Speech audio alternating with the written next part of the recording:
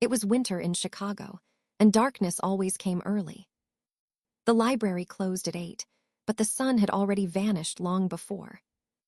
I hated working the night shift. The library always felt different after hours.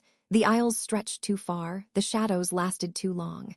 Mrs. Calloway, the head librarian, locked the doors and went home.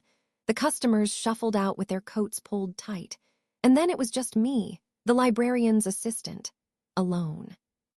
I told myself it was just a job. Organize the books, I said. Sort the catalog.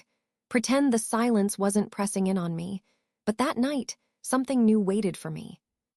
On the return desk sat a book I had never seen before. A charred journal, its edges blackened, its cover warped.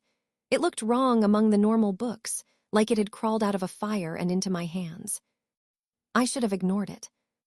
I should have thrown it in the bin.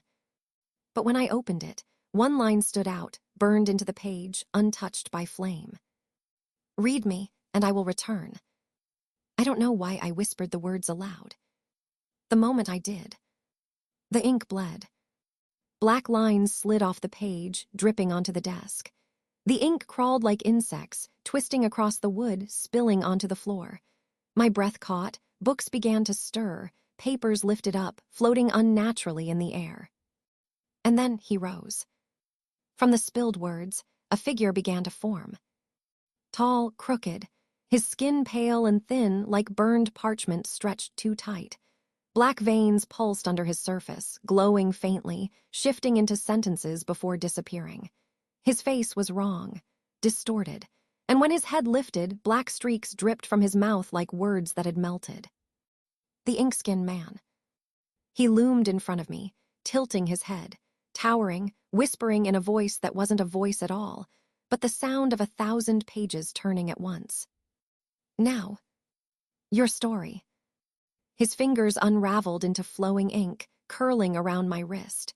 Letters sank into my skin, glowing faintly, searing like they wanted to write me into him. I pulled back, trembling, but his grip wasn't physical. It was inevitable. I looked down at the desk, and in the reflection of the glass, I saw my face was gone. In its place, a blank, smooth surface, like paper. My bun and my glasses were still there, but my features erased, dripping with ink. And worst of all, the reflection looked back at me. It smiled.